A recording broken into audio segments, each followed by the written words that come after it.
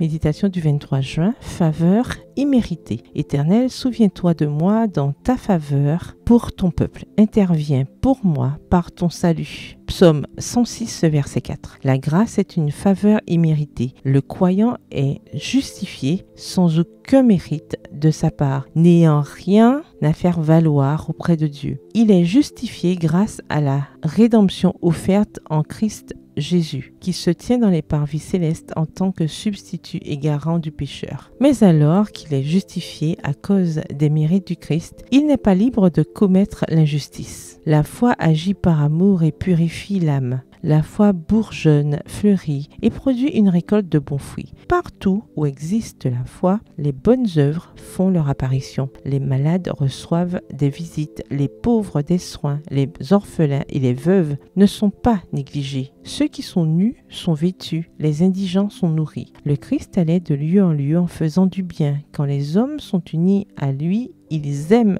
les enfants de Dieu. La douceur et la vérité guident leurs pas. L'expression de leur visage révèle leur expérience. Les hommes se rendent compte que ces personnes ont été avec Jésus et ont appris de lui. Le Christ et le croyant deviennent un. La beauté de son caractère éclate chez ceux qui entretiennent une communion vivante avec la source de la puissance et de l'amour. Le Christ est le grand dépositaire de la justice justifiante et de la grâce sanctifiante. Tous peuvent aller à lui et recevoir de sa plénitude. Il dit, venez à moi, vous tous qui êtes fatigués et chargés, je vous donnerai du repos. Matthieu 11, verset 28. Avez-vous regardé à Jésus, le chef et le consommateur de la foi? Avez-vous contemplé celui qui est plein de vérité et de grâce? Avez-vous accepté la paix que le Christ seul peut donner? Si vous ne l'avez pas encore fait, soumettez-vous à lui. Recherchez par sa grâce un caractère noble et élevé. Recherchez un esprit constant, résolu, joyeux. Nourrissez-vous de Christ, le pain de vie. Alors le charme